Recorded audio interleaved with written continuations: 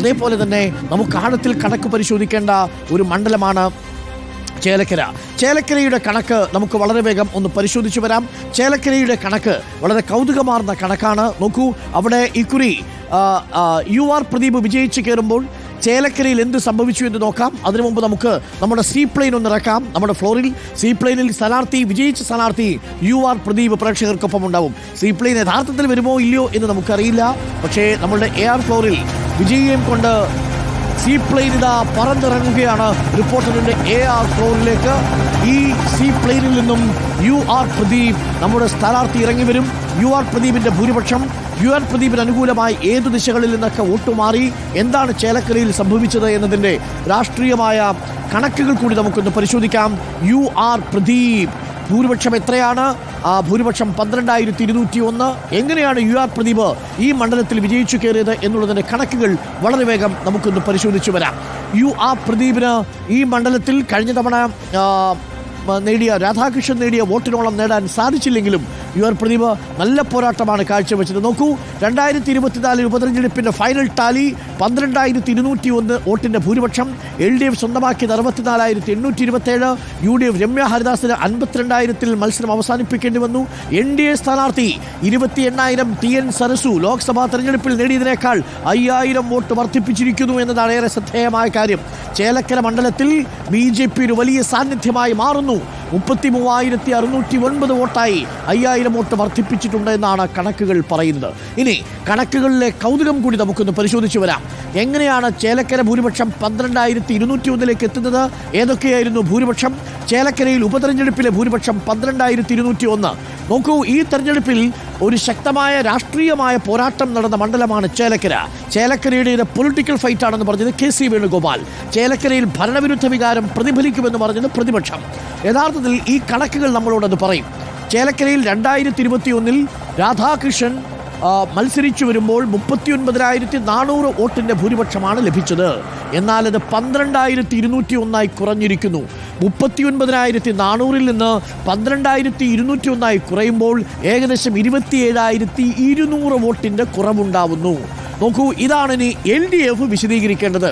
ഭരണവിരുദ്ധ വികാരത്തിൻ്റെ പ്രതിഫലനമല്ലേ ഈ 27,200 വോട്ടുകൾ എന്നതാണ് ഒരു പ്രധാനപ്പെട്ട ചോദ്യം. ഈ ചോദ്യത്തിന് LDF നൽകുന്ന മറുപടി 5,153 എന്ന കണക്കിൽ നിന്നും ഭൂരിപക്ഷം 12,000 6 മാസത്തിനുള്ളിൽ ഉയർത്തിയത് ഭരണവിരുദ്ധ വികാരത്തിൻ്റെ പ്രതിഫലനമാണോ എന്നതാണ്.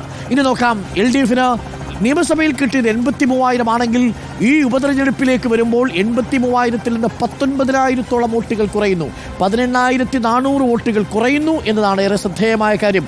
ഭരണവിരുദ്ധ വികാരമില്ലെങ്കിൽ അത് കുറയുമോ എന്നതാണ് ചോദ്യം. ലോക്സഭയിൽ 60,000 ആയിരുന്നത് 64,000 വർദ്ധിപ്പിക്കുന്നു എന്നതാണ് LDF എടുക്കുന്ന മുൻകൂർ ജാമ്യം. അതായത് 2021 രാധാകൃഷ്ണൻ മത്സരിക്കുമ്പോൾ രാധാകൃഷ്ണന് കിട്ടിയ വോട്ടിനെ അപേക്ഷിച്ച് ഏകദേശം 20,000 വോട്ട് കുറവാണ് ഈ ഉപതെരഞ്ഞെടുപ്പിൽ നിലവിൽ വിജയിച്ചു വന്ന സ്ഥാനാർത്ഥി UR പ്രദീപിനുള്ളത്.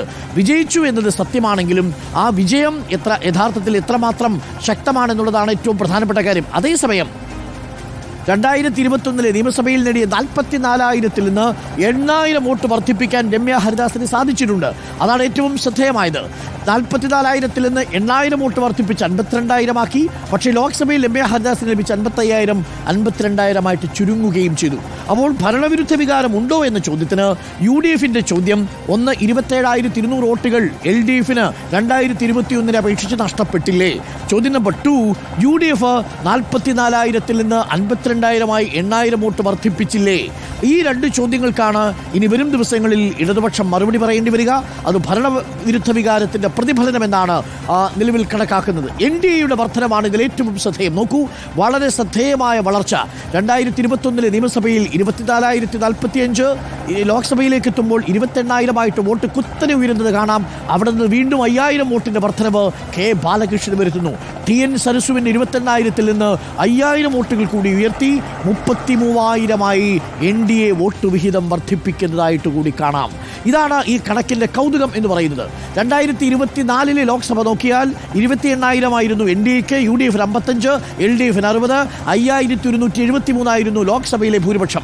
ഈ ലോക്സഭയിലെ ഭൂരിപക്ഷത്തെ 2024 12,201 വോട്ടുകളാക്കി വർദ്ധിപ്പിക്കാൻ സാധിച്ചു UR പ്രദീപിന്. 2021 നിയമസഭ നമ്മൾ പരിശോധിക്കുകയാണെങ്കിൽ 39,400 എന്ന വലിയ ഭൂരിപക്ഷം അന്ന് രാധാകൃഷ്ണന് സമ്മാനിച്ചു, 83,415 വോട്ടോടുകൂടി. ഈ കണക്കുകൾ കൂടി പരിശോധിക്കുമ്പോഴാണ് യഥാർത്ഥത്തിൽ ചേലക്കര മണ്ഡലത്തിലെ പൊളിറ്റിക്കൽ സ്വിംഗ് എന്താണ് എന്ന് മനസ്സിലാവുന്നത്.